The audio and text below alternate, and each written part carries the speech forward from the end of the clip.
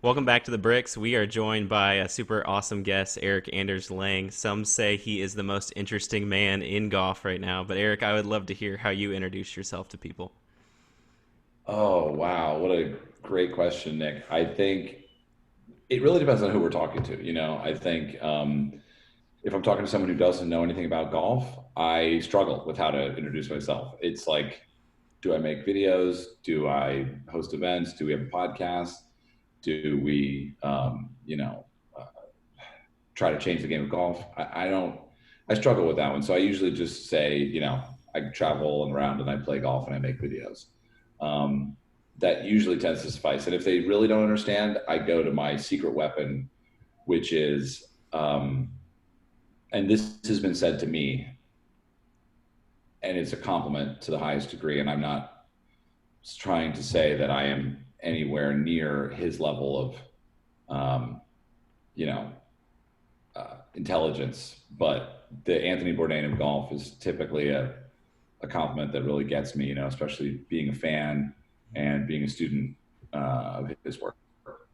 Yeah, absolutely. I was gonna say, I think I saw somebody even comment that on something you posted yesterday about, the videos that you make and the course vlogs you've been making recently. Like they look like the Anthony Bourdain of golf, and I think that's a pretty accurate statement there.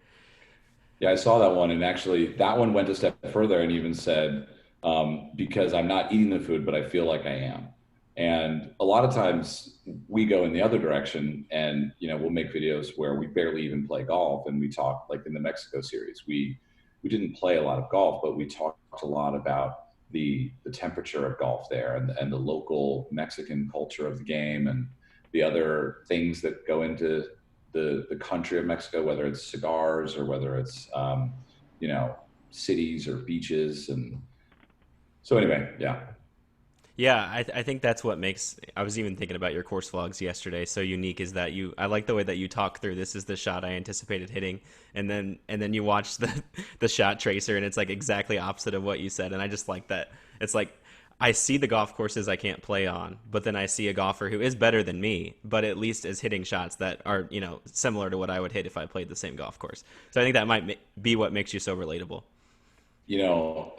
it's funny, Nick. I last night I actually watched that the Pacific Dunes back nine course vlog, and I've gotten to the point now where I don't watch every edit. We have such a great team, basically waterproof, that I trust all of the decisions made, and I don't always watch all of the edits. In the beginning, I do, especially with a new collaborator, and it was funny because I watched that one last night, and I was like, "Huh, I really played pretty messy, but it was actually a pretty average round for me." And it's just sometimes it's hard for me to watch those videos because I found in the beginning it was actually helpful to watch them because I saw my own game in black and white, and you could see your own course management or whatever, or club selection, or or even your reaction, your response to shots. But yeah, they're fun and inspiring to me. Yeah, absolutely. You talk a lot about trying to get younger people into the game, trying to get more people into the game, people of color into the game, all kinds of different socioeconomic statuses, just trying to get people into the game of golf. But as far as public golf courses, I actually work at one in the summer. We're both teachers during the year, but that's kind of my summer gig. And I see a lot of things happen on a public golf course. Luckily, this year COVID has been very good to us as a public golf course, as it's one of the few things that people in our area can do. But what would you say, as far as public golf is concerned, what is continuing to hold back public golf?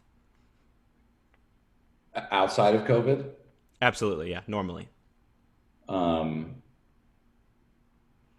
I mean that's a hot seat question. I think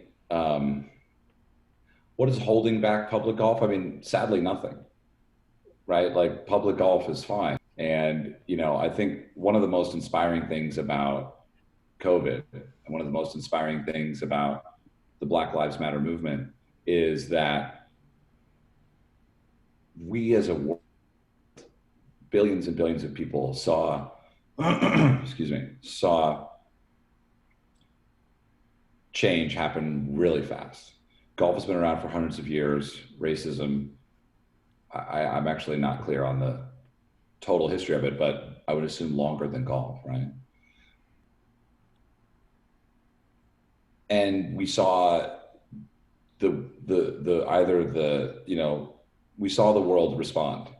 With COVID, it was like, okay, now the cups are raised. Okay, now there's the clubhouse is closed. You can get to go food. In the same way, the Black Lives Matter movement changed things very quickly. Immediately, all of the officers in Minnesota were imprisoned, not suspended. We saw backtracking. Other things were changing. Statues that were painful Mhm. to people of color.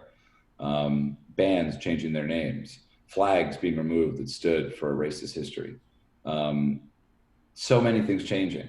And in some ways, that kind of makes me think about a game that's been going on for so long that has been resistant to change. Mhm. And it reminds me of Colin Kaepernick, who asked peacefully for change. And so, sadly, the golf world won't really change unless it absolutely has to. And that's not bad. That's just life. That's just everyday people. We don't like change. We don't want to change. I don't want to. I don't see why an industry would want to change. But I think we as a community of golfers, there's not a petition to make golf more public. And the truth is, a lot of the comments coming into some of the videos that we've released recently that discuss the experience of whether it's racism on the golf course or whether lack of accessibility to golf or whether the overwhelming stat of 30,000 PGA professionals with less than 1% of those being people of color. There's not really a petition to sign to change that. And that's the complicated part. And that's where public golf really has this easy shot, so to speak. Public golf is in the middle of the fairway with 90 yards in. But obviously, like golf, we don't always put it to 3 feet. So public golf, we have to keep trying and keep pushing. And I don't know how a regular golfer does it. I don't know if they can. I don't know if I could have done anything a few years ago. But now I see my role within public golf is, celebrating it and asking the public golfers that I know to learn about subjects that are potentially difficult and to really, I think, in a lot of ways, just simply one to one with the ingredients that they bring to the golf course, make it a more welcoming space. When you go to a country club as a member, it's the most welcoming place on earth, but you paid for that. How do we recreate that in a public environment? Because the irony is, as a public golfer, you paid for that, but there's not the same translation of investment to return, I think. So, and the golf is obviously a money thing, right? A lot of people commented, this is less about race and it's more about money. Yes. But the problem is it's also wrong because, excuse me. The problem is also, it's like money is tied into race, unfortunately, because of systemic racism, which a lot of people don't understand. I didn't understand. Was systemic racism merely that the Capitol building in Washington, D.C. was built by slaves? Not really. That's just history. Systemic racism is basically a culture of people that are over and over and over again basically faced with a glass ceiling, basically faced with not able to earn as much and judged. Honestly, I don't know enough about it to really be able to say anything more than that. I'm in the process of learning myself and talking to individuals that experience it every day.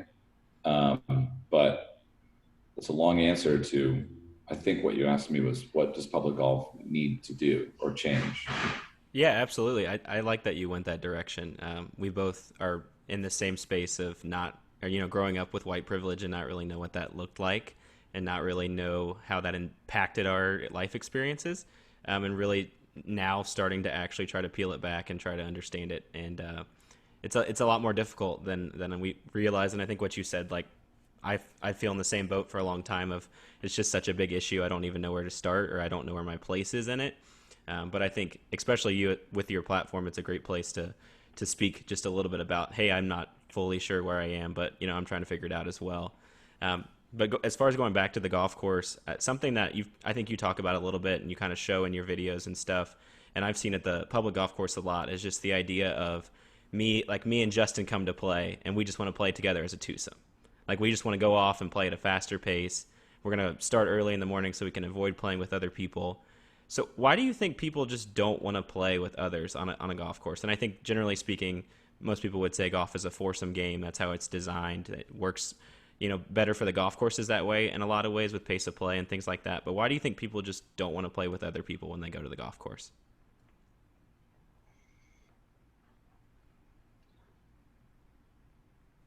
I think it's fear primarily. Um, Fear, xenophobic fear, right? But we got to remember, this is not everybody. This is not all the time. This is not the entirety of it all. Just as all members of the police force are not murderers and not going to go above the law, but a class of students, as you and Justin are both teachers, will be punished for one bad apple. And that's how social policing works. So I don't want anyone listening to this to think that I'm saying it's all bad, because I've never really described myself as an activist. But now I feel like we have to take some action. And like the Matrix, I feel like I don't have to, it's like either pill is going to take me to the world that is unknown. So why do people not want to play golf with other people? I don't know how many people walk into a party and immediately reach out their hand. I was not one of those people. I am now. Traveling gave that to me.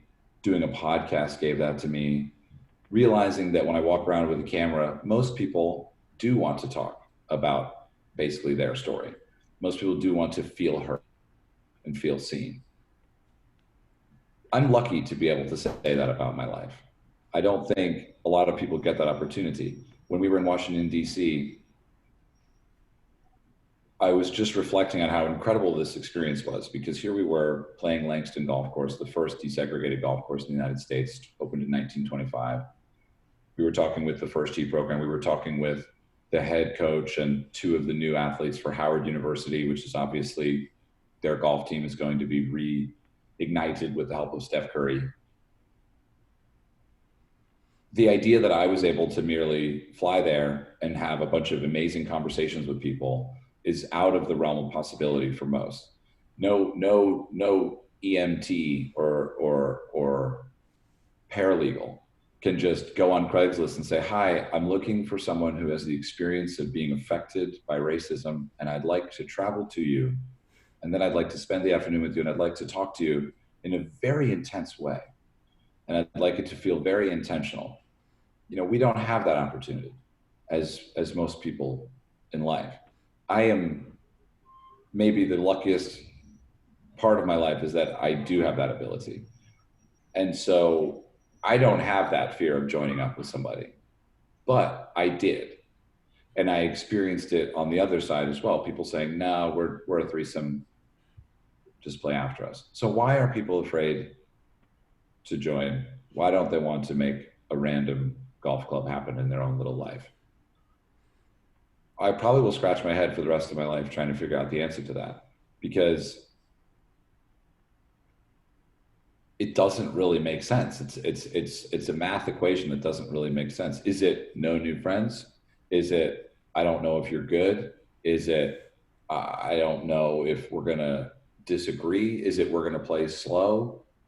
What is it? It doesn't really make sense. And maybe it's not even real. Maybe that doesn't really exist. But what does definitely exist is every golfer, and me even recently, less so now, you show up on the tee box and you see a group in the fairway and they're all spread out. Well, you cross your arms. You start making comments. What are these guys, brand new? What are they? They've been here before? Get them off the course, whatever it is. You know what I mean? Like, oh gosh, we're going to be here all day. that makes me think that it's basically just selfishness. You know, we show up to the golf course and we're here for me. I'm here for me. I'm here for my score. I'm here for my line. There's a ball mark in my line. Oh, my ball's in a divot. My ball's over here. My score is this. I meant to hit a draw. I hit it thin. Golf is such a selfish game. And that's probably a big part of where we've gone wrong. But again, the world is a selfish place. So how do we fix that? Through celebrating togetherness. So whether or not someone's afraid to meet someone on the tee box, who knows? But the idea that your game, Nick and Justin, could be more important than mine. You could shoot your personal best today. You could have a birdie. You could have an eagle. You could have a hole in one.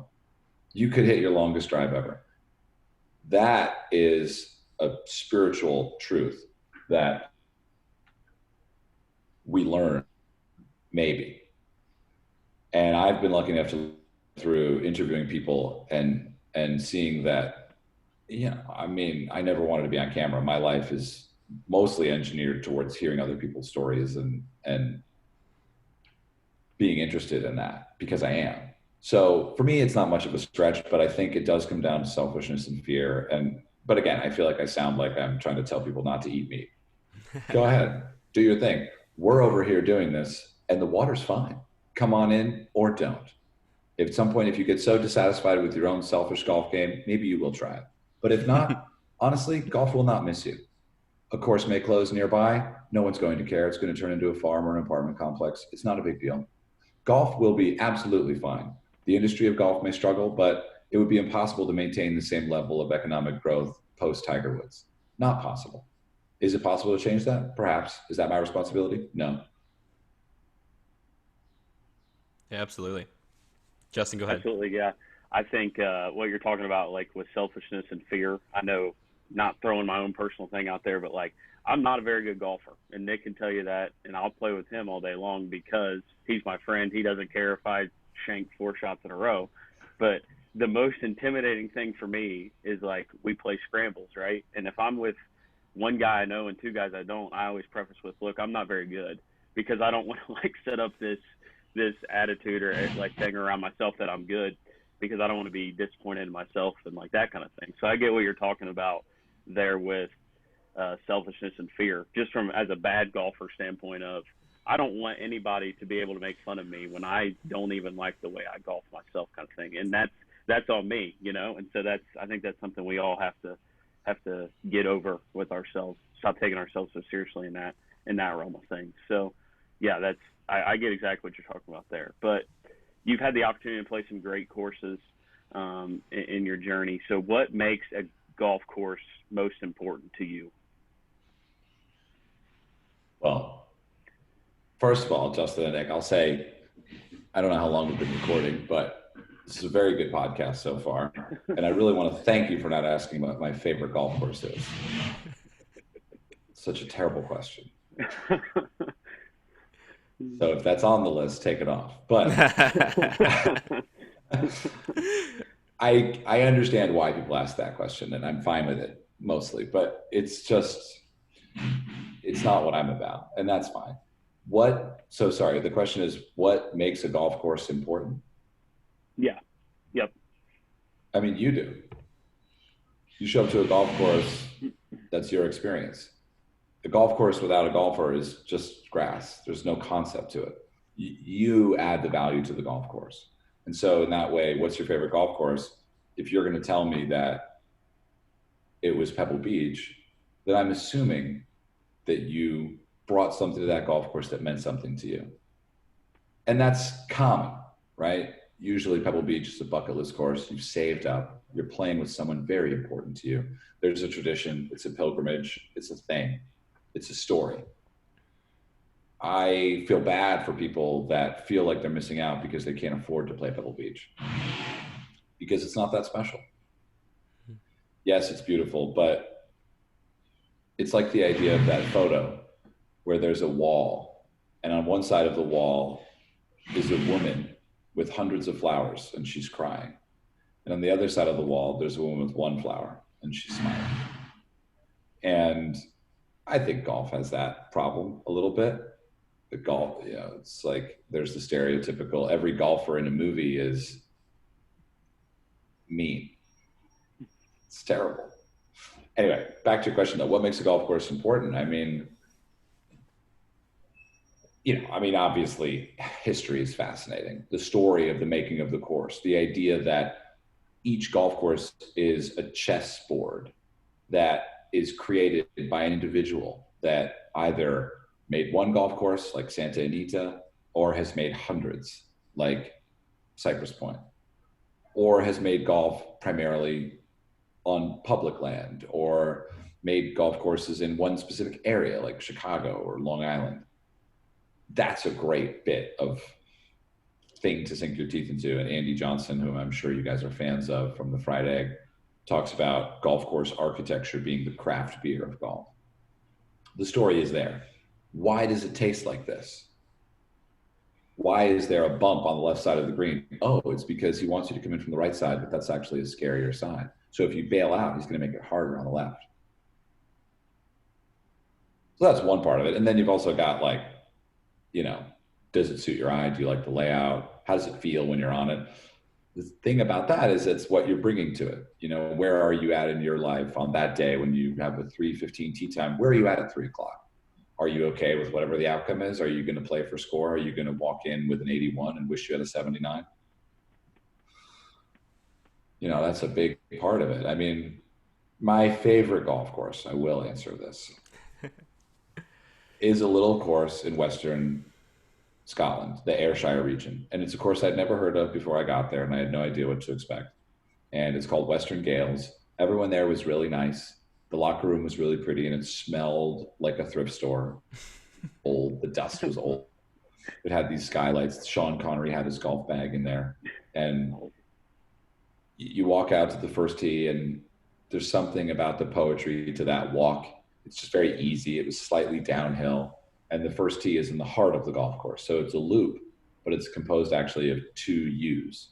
So you go into the first tee, which is in the middle of the golf course, and then you take a right for 3 holes, and then you take a left for 9 holes, and then you come back for 6.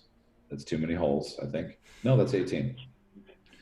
But so it's like there's a feng shui, there's a Zen rock garden to that. There's a feeling, and then of course your performance is part of that. And it's Western Gales. I started off with a birdie, just textbook PGA Tour birdie, just like tee shot right in the middle of the fairway, put it to 6 feet, made the putt, and here I was in heaven. 3 holes later, I was on my way to making an 11. Couldn't get it out of the rough, and just really loved every shot of it. And so it's a memory at that point. The story you put into it is a memory. So yeah, I mean, you're the one that's going to make a golf course important to yourself. And the truth is it's not the same question, but I asked Grant, the director of instruction at Bandon Dunes, who's a really interesting character. He'd be a good podcast guest, actually. I said, what is your best round? And he took a moment. We were at the preserve. He hit his shot, and then he turned around and said, my next one. And that kind of, I think, is the way that we should look at golf in a way. It's like the mystery of it all. I don't know what's out there next for me. So what's my favorite golf course? It's whatever one I'm on. It should be, at least. And that's up to me. Because we're alive right now. And Bing Crosby's last words were, do you know what they were? I don't. That was a great round, fellas. He was in Spain. He walked off the 18th green, and then he had a heart attack in the clubhouse. Right. Wow. So was it his greatest round? I don't know, but he did think it was great. And that's a great way to think about how we play golf. Because the truth is, each round should really be our best round, but it's not. Yeah, absolutely. We don't live in the moment is what that gets down to. At the end of the day, we're always worried about the next one. So that's big. So a little unhumble opinion for you coming here on yourself. So you have to talk about yourself a little bit here if you would like. So how have you personally changed golf, you think, if any?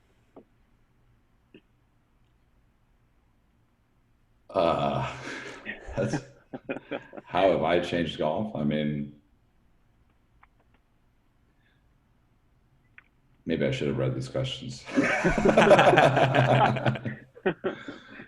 If you're listening, Justin and Nick were very kind in sending me the questions in advance, and I don't know if it made it to the recording, but I didn't read them. How have I changed golf? I mean, not enough. I think we've done some. We've gotten some people back into the game. We've gotten some people to reconsider what the game is. We've gotten some people to enjoy the game more. We've gotten some people to look at around with their family as maybe something more than just around with their family. We've gotten some people to meditate. We've gotten some people to read Zen golf. We've gotten some people to travel, to be open to new experiences. We've gotten some people to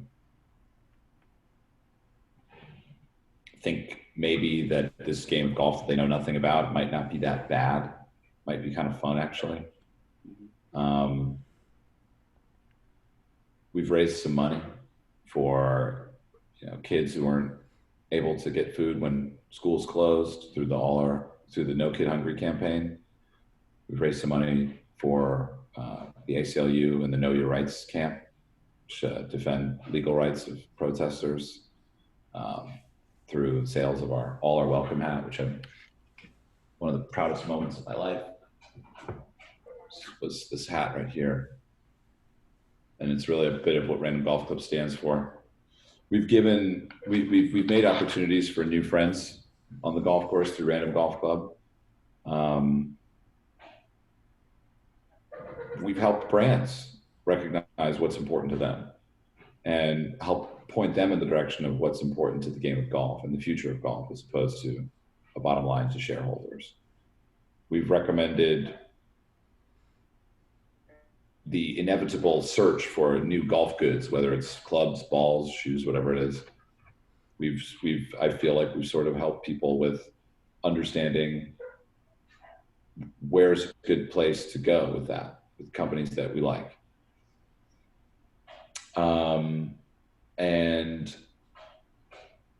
hopefully the simplest answer is how have we changed the game of golf? I mean, hopefully we've just made it a little bit better. Hopefully we repaired 2 ball marks on every green.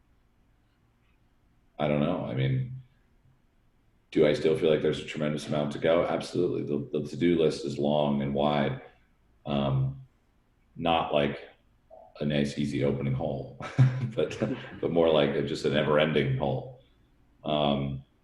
So there's a lot to do. And I think that when I have the opportunity to look through the comments and things like that, I feel very inspired to do more and to do it better, to do it smarter. And that's what keeps me going is the idea that there is a lot to do. Yeah, but at the same time, it's like cynical, Eric, that no one cares. Golf is just a game, and whether it's played or not is not a big deal. And that's a soft grip, I think, on the putter, right? It's like, okay, cool, like no big deal. But golf can be an incredible agent for change, an incredible personal moment for us to go out there and experience something different. And that is important to me. But is the most important thing to me? No, not by any means. I don't think golf needs to be changed or saved or anything like that. If it does, it will. And if it doesn't, it won't. But I think that maybe we as humans need to experience a little bit of these things outside of golf. And that's really where it starts. Is it's sort of like golf is merely the way we measure this and the way we teach this and the way we talk about these things. And the best comment that I can get, or a letter or something, is, hey, listen to the podcast, I watched a video, I went out and played golf with my dad, and the experience was different. It was more meaningful. And then things started to change in the rest of my life. That's that one view or that one download is more important than 100,000 watching me, try to break 90, or at this point, 500,000. But I mean, how have we changed the game? By changing the people that play the game, by offering them a new window to look through, a new script to read as they put the ball on the ground. That's not something I ever thought I would say, but I'm very happy to be able to do that, because that's kind of like church. It's like we go there for different reasons, but we stay for the same one. Yeah, that's awesome. I mean, I coach basketball, and we talk about how we can change young people through that game. And a lot of team sports are that way, but I don't think anybody's really thought about golf as that way. And I think that's something beautiful that you guys have done, is to have people look at golf that way. So the follow up question there is, how has golf changed you?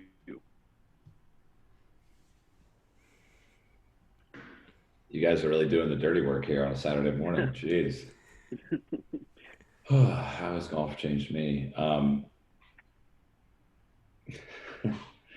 knew we were in for something when you opened the podcast with one of the same questions I typically open my podcast with. How do you describe yourself? How do you introduce yourself? Yeah. How has golf changed me? I mean, I think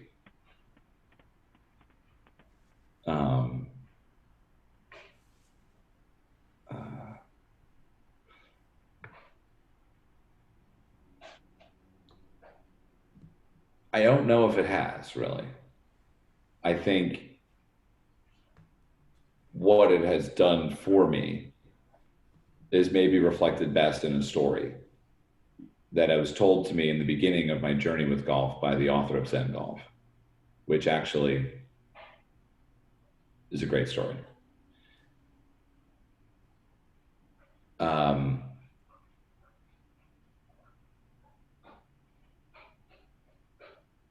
It's a Buddhist story, and there's a young man who has a statue in his house that he inherited. It's been in his family. It's a tiny statue. And he goes up and he makes some money and he says, I would like the statue to be gold. So he goes to the gold dipping statue place in his town, and he says, I want this dipped in gold. And they say, okay. And they dip it in gold, and he pays for it. And he brings it home, and it's beautiful. It's beautiful. He loves it. But over time, the gold starts chipping off, and he's filled with anxiety and sadness. And the gold finally, eventually, over the course of time, years or so, starts chipping away. And he just sort of goes back to this mud statue, this clay statue. And he gets it dipped in gold again.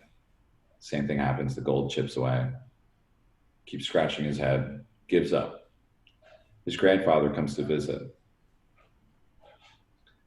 And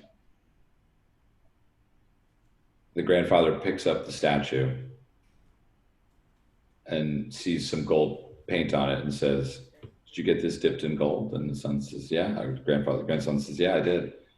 I'm butchering the story, by the way. I could do it much better. I haven't really thought about this in a while. But the grandfather spits on the statue. And the grandson is shocked. And the grandfather takes his thumb and licks it and starts rubbing it. And, the grandfather says, I got this statue before you were born. And at some point along the way, it must have fallen in the mud. It keeps wiping it away and wiping away this mud. And underneath the mud, at some point, a bright yellow color shines through. And the grandfather says, this statue is solid gold. And you didn't need to dip it in gold. You just need to wipe away the mud. And I suppose that's what's golf done for me, is it's just really opened my eyes to maybe who I am or who I could be by offering me a very direct experience of myself on the golf course, alone or with people, before and after a round, during. Golf is just a piece of litmus paper. It's a constant test. And it's not a test of score for me, at least. It's a test of merely my own relationship to myself. Yesterday, I went out and played with some people I don't know. My favorite course, Rustic Canyon. Topped my tee shot. Didn't get a foot off the ground. Didn't bother me. 5-iron, layup, 60-degree wedge, 6 feet, birdie putt in the hole. Perfect example of something that I may not have been able to do as a newer golfer, a younger golfer, And the incredible experience for me was throughout the entire time, there was no mud on my stat sheet. I believe throughout that entire hole that basic goodness is a key component of me and you. And it's just about wiping away this mud of judgment and, trying to move it into a place of non-judgmental awareness. Oh, Erik is upset about that top shot. Oh, Erik is happy about that pure 5-iron. Non-judgmental awareness. The story goes, pebbles in a bowl. This is one thing golf taught me. Pebbles in a bowl. So a man says, I want to be less angry. And the meditation teacher says, okay, fine. Here's a pile of pebbles. Every time you're angry, put a pebble in the right bowl. And every time you're not angry, put a pebble in the left bowl. After the one day of sitting there and noticing whether he's angry or not, all of the pebbles are in the right bowl. He's been angry all day. A couple days go by, a few pebbles move into the left bowl. He's been a little less angry. Didn't change anything except put attention on his reality. No judgment. Over the course of time, obviously, as you can imagine, all of the pebbles move into the left-hand bowl. And that's all golf is, if we look at it the right way. So yeah, that's how golf has changed me, which is basically 100%. The change is complete. So, yeah. Yeah, I think, man, I relate a lot with what you just said. I think somebody's character really quickly based on their worst shot on the golf course and their response. Is it a club chuck? Is it a curse word? Is it hate this game? Is it a take me to the pawn shop? I'm selling my clubs kind of thing. But I think it's Peter Finch talks about in his own game. He's trying to fix He like says Molinari and Stenson, like Francesco Molinari and Henrik Stenson over and over, because those are guys that you can watch them hit one to a foot and you can watch them hit one OB and they have the exact same reaction. They hand the club back to the caddy and they start walking. And so I think that's what's so cool about the sport is our guy is Jordan Spieth, right? And Jordan Spieth will hit a shot and he'll say, oh God, Jordan, that was terrible. And it misses the green by 3 feet. And it's like, if I hit the front edge, it's a good shot. It's the same sport, but we're playing at two different two very different experiences of it. But at the same time, Jordan's learning about himself. I'm learning about myself. And I think that's what's so cool about the game, regardless of your ability. But I don't know. I think what you said, I don't want to add to it too much because that was great. But if you've got time, Erik, we'll do just a few rapid fire to wrap us up here. I would like to say something. Yeah, absolutely. I really like that thought about Peter Finch's, mentors or whatever, his sort of like icons of the mental game of golf. And he's very right. I think last week you saw the amount of players turn down the opportunity to wear a mic. I think that says a lot. Like you just can't have a microphone on while you swing. Like it's not really going to, impact your swing. That's not what it's about. You just don't want people to hear what happens when you hit a bad shot. And I think that, I don't know, that said a lot to me about the players who are just like, yeah, that's not part of my game. That messes with me. Skins game with mics, a little bit of trash talk. Tiger, Peyton, and Tom and Phil, brilliant. More of that, please. I don't really care about the PGA Tour. I'm watching it these days, and I'm like, I don't care. It seems really selfish to me. Don't. Are they playing right now? Yes. It's Saturday. I should be watching golf. I am not even close to turning it on because it's ironic that the months that we've spent with no golf have only really shown me that I'm not missing much. That's sad. And it's sort of a measure of embarrassment of riches. There's a tournament every week. Give me a season. How long is the football season? Do either of you know? 16 games in Comes the pros, out yeah. 16, yeah, 4 playoff 16 weeks. series, yeah. That quick math tells me that's about 27% of the year. We've got to watch golf 4 days a week. We've got to watch golf 85% of the year. So, of course, people are only interested in the majors. I don't know. I mean, it supports the men and women of the professional golf associations. I'm into that. There's a lot of philanthropic benefits. The PGA Tour has given away over $3 billion to charities. That's wonderful.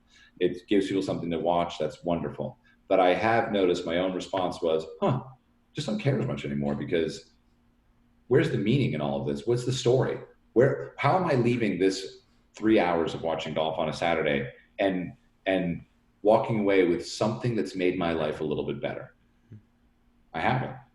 And that's been a strange result of all of this. I haven't. So I've actually started watching less and less TV and Netflix and Hulu. I don't think I've turned on my TV in 4 or 5 weeks. At the beginning of quarantine, I was glued to it like a little kid with a bottle, like a drug addict. And I think that's probably been the best takeaway for me of quarantine is my local life has become really enriching. Neighbors on my street, and the idea that there's this disconnected reality where I just tune into a television and watch someone hit a golf ball and then complain. Like, I don't want to watch that. But we'll wrap up here with some rapid fire questions. Yeah. So, what's a golf course that the scrappers like us who have no chance or connections to get places like that? What's the golf course that you've been to that maybe we have to save up and bug people to get on? There's a lot of good ones. Streamsong is an incredible destination. I had a great time playing all those courses. They're just really, really fantastic. Go in the winter.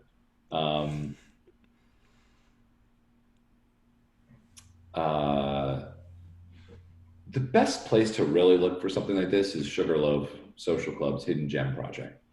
They've done a really comprehensive job of tracking down, 50 or 100 of the best public places that you can play under $100.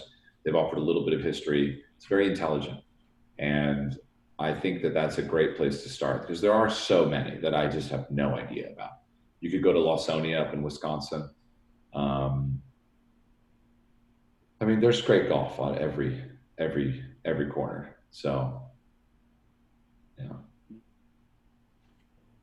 Cool deal. What's the best club in your bag right now?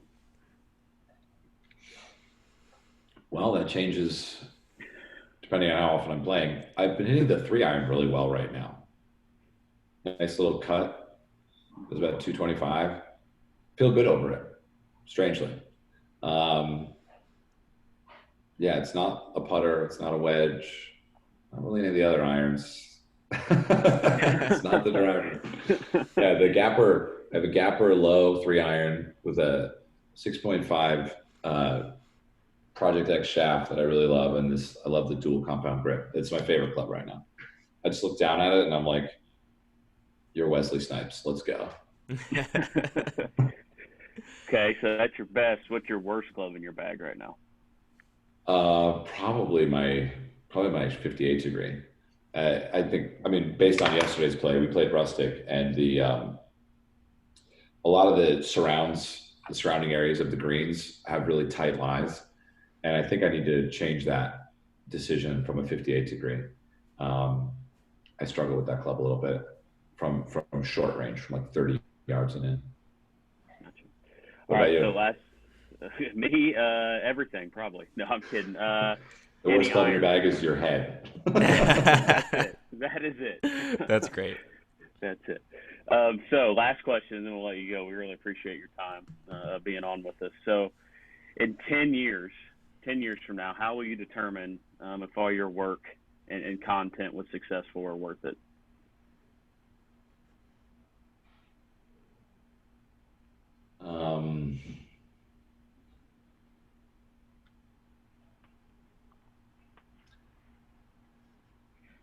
That's a good question.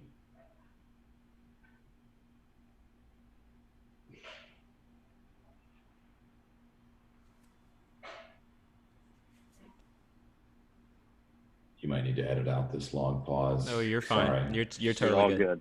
All good.